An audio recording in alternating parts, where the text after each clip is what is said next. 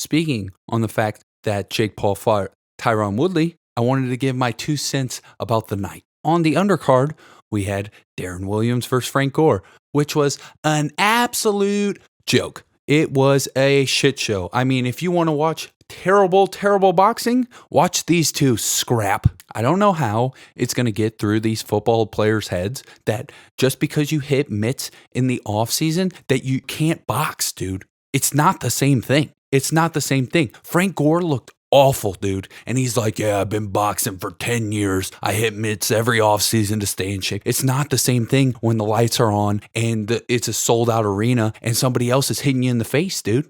It's not the same thing. It is embarrassing. Dude's shooting double legs. Dude, at one point, he stopped boxing. He just stopped. Yeah, Frankie G, I'm sure when you were sparring and you just stopped boxing, your sparring buddies also stopped. But in the real fight, you stopped and caught that 2 right down the middle. And I can't believe Darren Williams didn't drop him with that. I mean, he was literally defenseless, just staring off in the distance and caught that 2 right down the middle. Obviously, Darren Williams isn't bringing much to the party with power, or else he would have dropped like a sack of potatoes. I mean, it was ridiculous. It was terrible boxing. And it's so funny because I remember back in the day when Conor and Floyd fought, Showtime and all those boxing guys were saying it was an absolute mockery of the sport when Floyd and Conor fought. An absolute mockery of the sport. Well, what do you call this? What do you call this now? And then the announcers have the nerve to preach this moral victory shit.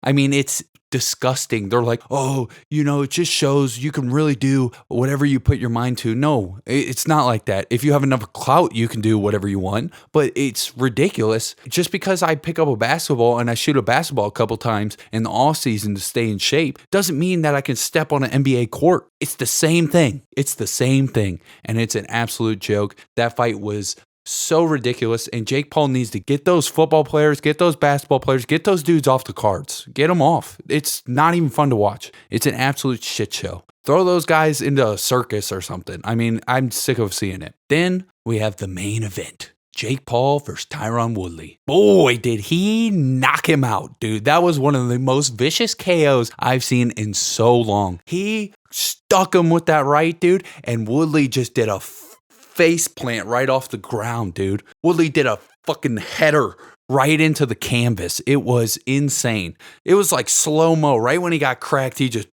and just header right off. Bounced off like a basketball. Dude, that was embarrassing. It's so sad to see Tyron Woodley's legacy get absolutely destroyed. Dude went from champ of the UFC and like a champ that people were like, oh, he could never lose. He's never going to be defeated. Loses to Usman in a knockout and just has never got his confidence back since. Dude, he has to hang him up after this. Woodley has lost 5 in a row. 3 in the UFC and the last 2 to Jake Paul. And not only did he lose the last 2 to Jake Paul, but 4 out of those 5 were KOs. He got KO'd, dude. His confidence is at ground zero. So if you're in St. Louis and you see Tyron Woodley at a bar, watch out because I think he's going to freaking go to the local bar, find some dude and KO him just to prove to the streets that he's still got some juice in the tank and have his mom film it. I swear. If you see him walk into the bar, watch out, dude. Watch out. Because this man's confidence is at ground zero and he doesn't think he can knock anybody out. So he's going to pick on you. I was super pumped to see Jake Paul call out Nate Diaz and Jorge Masvidal. I think those are the perfect matchups to keep this thing going. Do not go to the boxers. Stay in the MMA realm. Keep starching these dudes. Keep disrespecting the MMA community. And it will lead right to Conor McGregor. If he starches Jorge or Nate Diaz, it is a perfect route for a boxing match between Jake Paul and Conor McGregor, which he called from the beginning, which would be insane to see. And I think old George, Jorge Masvidal, I love Jorge, dude. He is awesome. He's super entertaining. But this dude, I think he's shook by Jake Paul. I think he's shook because I don't know if you guys know this or not, but Jorge, his last fight got freaking splattered. His brain splattered in the octagon by who? Usman. So it's the same route as Woodley. I think he's scared. He's like, oh, come fight me in the UFC. Come over here and fight me in the UFC. What? That's stupid because everybody's going to box. Go box, dude. You're a striker. This is what you do. So that was a terrible argument. Jake Paul offers him $5 million guaranteed plus pay-per-view points, which is huge. It would take Jorge 5 fights in the UFC to get that much money. Easy. Probably more, honestly. He doesn't have much left because he's kind of been like a journeyman and he lost to Usman and he's not really next in line for a title. So really, this is like the best route for him to go if he wants to fight. It really is. He shook, dude. He offered him $5 million and points on the pay-per-view and he still doesn't take it. And he goes, I'll do it for 20 million and points. Come on, dude. Like, that's just when you offer something ridiculous knowing that he has to say no. I think he's shook, dude. I think he's scared. I think he's scared of the YouTuber, baby. He's scared of that right hand, dude. He doesn't want to get his legacy taken away like Woodley and absolutely be just tarnished from everything he did in UFC. And I think he also doesn't want to get that right hand, dude. He doesn't want to be KO'd. It's insane. Now, Nate Diaz, I think, is not scared of anybody, ever. I mean, this dude is insane.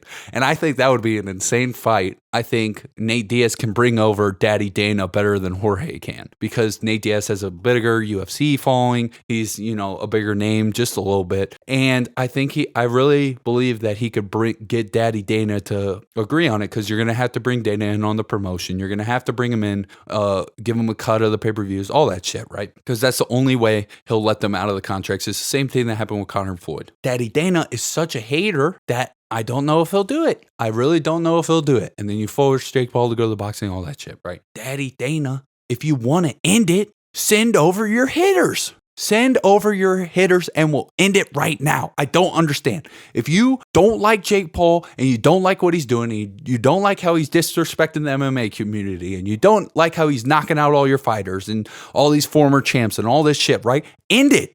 Send over your killers and end it. But you won't because you're going to say the money and you're just excuses everywhere. Let's make this happen and let's see. Let's see, dude. That's what I'm talking about. I want the spectacle. Let's find out. Show me. This is the show me state. You got to show me, baby.